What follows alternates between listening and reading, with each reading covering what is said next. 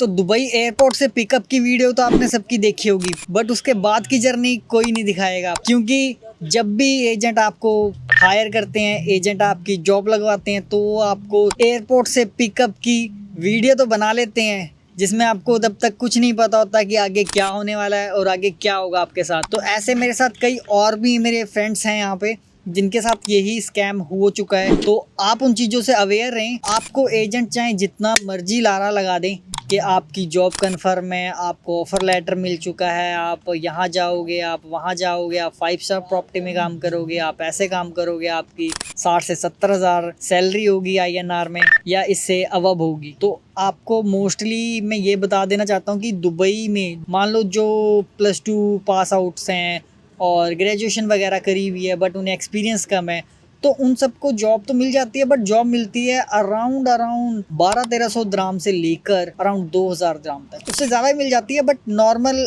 यही रहता है सिनेरियो यहाँ पे। बट उसमें होता क्या है, उसमें आपको एजेंट वहाँ पे बता तो देते हैं आपकी ये सैलरी है, अकोमोडेशन मिलेगी, ठीक है। तो आप सोचते हो कि अकोमोडेशन मिल रही है, सैलरी 60-70 हज़ार बता रहा है, तो चलते हैं दुबई 2 साल लगा के आते हैं, हम भी थोड़ा दुबई एक्सप्लोर कर लेते हैं।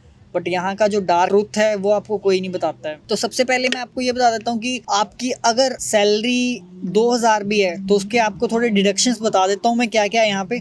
तो उसके बाद आप अपना जो भी आपको एम्प्लॉयमेंट दे रहा है उसके अकॉर्डिंग आपकी जो भी सैलरी लग रही है, तो उसमें आप डिडक्शन करके अपना कैलकुलेट कर लीजिए कि आपको यहाँ पे क्या बचेगा। और अगर आपको यहाँ पे रह के सिर्फ इंडियन 10,000, 20,000, 25,000 बच रहे हैं, तो आने का कोई फायदा नहीं है, क्योंकि इतना आप वहाँ पे 12 घंटे जॉब करके कमा सकते हो। तो सबसे पहले बात करते हैं कि एक्सपेंस क्या है। अगर आपको आपकी एम्प्लॉयमेंट, आपकी कंपनी जो है आपको वीज़ा भी दे रही है, अकोमोडेशन भी दे रही है और आपकी सैलरी 2000 है, तो उसमें मोटा मोटा खर्चा है। तो जो फूड का खर्चा है वो होता है अराउंड 400 से 500 द्राम, ठीक है।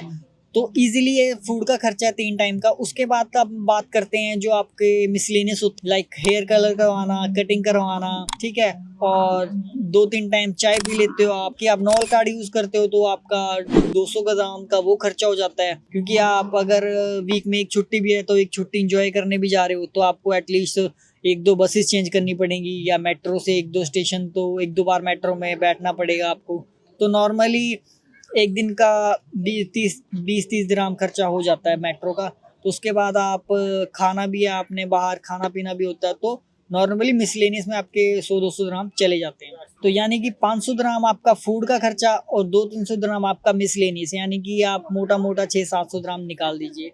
ये मत सोचिएगा कि मैं इतना बता रहा हूँ आपको तो खर्चा हम कंजूसी करके बचा लेंगे या ये कर लेंगे या हम इतना खर्चा नहीं करेंगे। ब्रो ऐसा कुछ यहाँ पे नहीं होता है। मैं आपको मिनिमम टू मिनिमम खर्चा बता रहा हूँ, जो कि आपका लगना ही लगना है, इससे ज्यादा लग सकता है, इससे कम नहीं होगा कभी। तो ये हो जाता है आराम से 700-800 ग्राम। अब आपकी अगर 2000 सैलरी है तो 700-800 ग्राम तो आपका यही चला गया। तो आपको बचा कितना? 1200-1300 ग्राम। तो 1200-1300 ग्राम होता कितना है एक्चुअल में? तो 1200-1300 ग्राम इंडियन करेंसी में यार INR 30,000 के आसपास बस। तो अब भैया आपको देखना है कि आप यहाँ पे रह के 12 घंटे काम करके, क्योंकि 12 घंटे से कम काम तो मुश्किल है अभी मिलना, फ्रेशर को तो बहुत ही मुश्किल है। तो ये सब चीजें आप देख के आओ, सुन के आओ, समझ के आओ। नहीं समझ आता है आप मुझे इंस्टाग्राम पे DM कर सकते हो, मेरे से पूछ सकते हो, जो भी आपको आपकी इंक्वायरी है